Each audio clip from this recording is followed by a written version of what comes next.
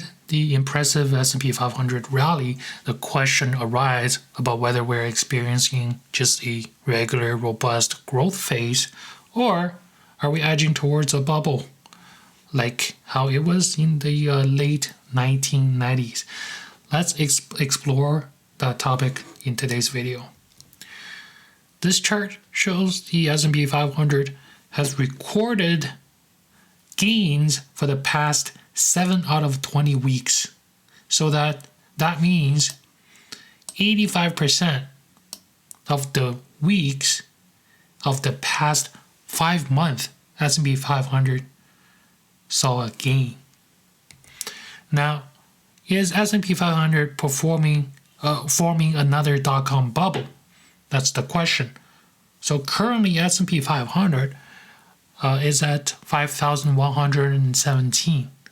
According to some strategists, S&P 500 has to go up approximately another 20% to reach 6,250 before it would mirror the valuation multiples seen during the peak of the dot-com bubble in 2000. So this chart shows you the S&P 500 forward PE today, right?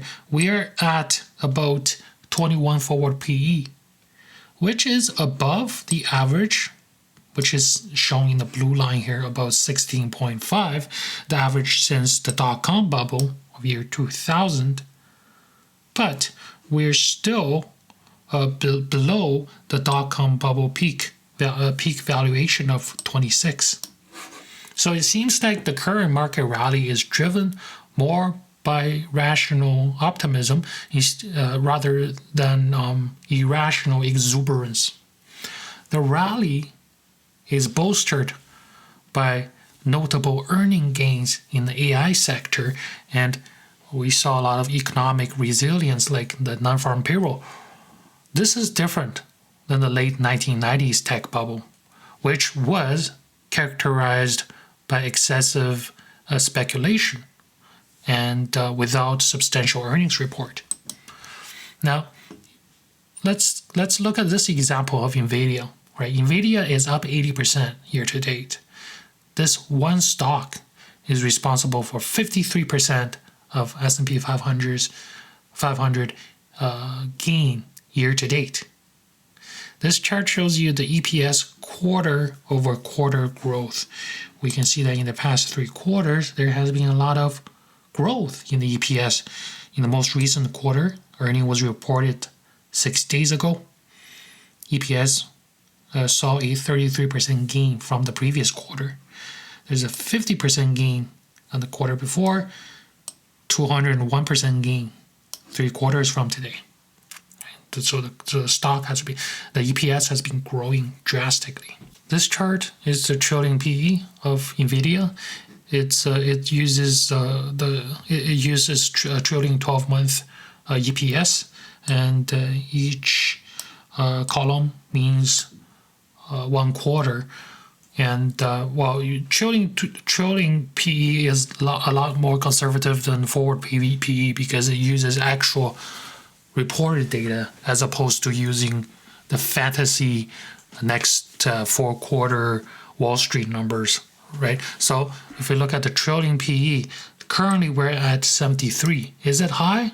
Maybe, but we still look pretty average, right? Since 2020. And we're nowhere near the peak, which is April 2023. We had a PE, the trailing PE of 143. And if we think about what the current forward PE is using the fantasized projection from Wall Street, the forward PE is at 35.71, 35.71, and the forward EPS is $24.6.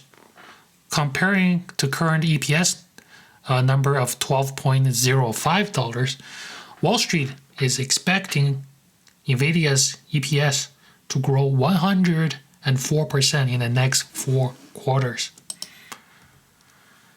And let's look at the Magnificent 7 fundamentals. So Magnificent 7, people are saying these 7 stocks are responsible for the current market rally. Okay? So if you look at this chart, it's the price of the black S&P 500 and blue Magnificent 7 since December, or since end of 2022 or beginning of 2023. In the past 2 years, Magnificent 7 being the largest 7 tech stocks, they're up almost 150%. S&P 500 was up about 40%. And so Magnificent 7 is responsible for most of the price gain of S&P 500. This group of 7 includes Apple, Microsoft, Amazon, Alphabet, Meta, Tesla, and NVIDIA. And let's look at the valuation of the Magnificent 7. If you look at the chart below, it shows the forward blended PE ratio of the Magnificent 7. So what is a blended forward PE? That means out of the 4 EPS that's used to calculate the PE ratio, 2 of them come from the actual data, right? The previous 2 quarters. And 2 of them are using the fantasy data, the forward PE, the next 2 quarter Wall Street expectation. So that's what we call a blended PE or blended forward PE. If you look at the blended forward PE, we are just above the 10-year average a little bit. This 10-year average is from 2015 till today. We're just a little bit above this blue average. So it's not that bad. So back in 2020, when the Federal Reserve was flooding money into the system, the blended forward PE for Magnificent 7 was almost at 45. We're currently at like 26. Right? So now, if we, and this is a very, very interesting chart I want to share. It's called the Momentum of Magnificent 7. This chart was brought by Bank of America. So this analyst, she noted that most historical asset bubble have seen volatility rise substantially prior to the bubble's peak, as assets begin to trade more on momentum and less on fundamental grounding. Meaning that it'll be the price is pushed up by a lot of FOMO, pushed up by a lot of volume.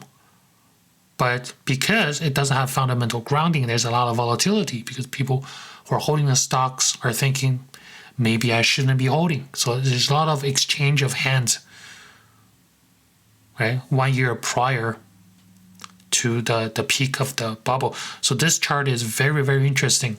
On the vertical axis, what are we seeing? It's showing the ratio of the peak volume of the asset at the asset bubble peak versus 1 year prior. So if it's at 8.5, it means when the asset value peaked, the volume is 8.5 times higher than a year ago. So on the x-axis, we're seeing a lot of funny stuff. We're seeing asset name and the year where the asset was peaked, right? So very interestingly, we see Nikkei 1990. That's when the Japan asset bubble peaked. And we see the volume being 8.5 times higher than the prior year, right? We see the HSCEI index in 2007. That's the Chinese stock index on the Hong Kong exchange that represents only the Chinese stock. And in 2007, we see a Chinese bubble peak. There was a volume 4 times higher than 1 year prior. We see ARK-K from Cathie Wood in 2021. It was 1.6 times higher.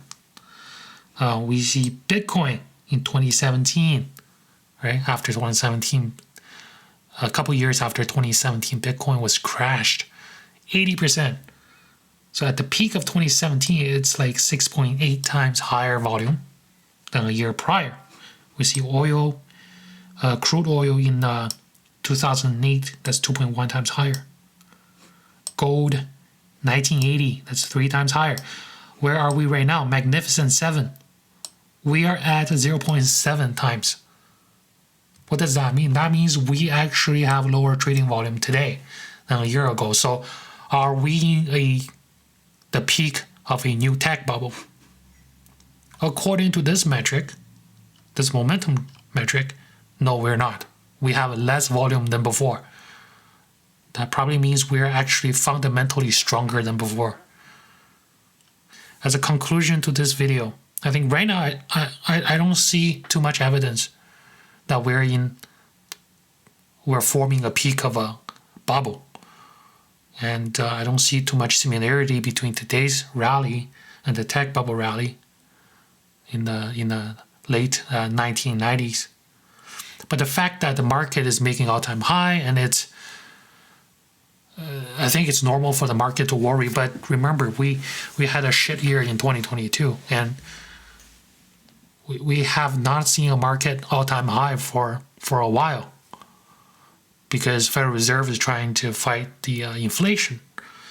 And speaking of Federal Reserve, because they're still implementing one of the most hawkish monetary policy, we need to be careful. So I think it's still advisable for retail investors to keep a comfortable level of diversification in their portfolio.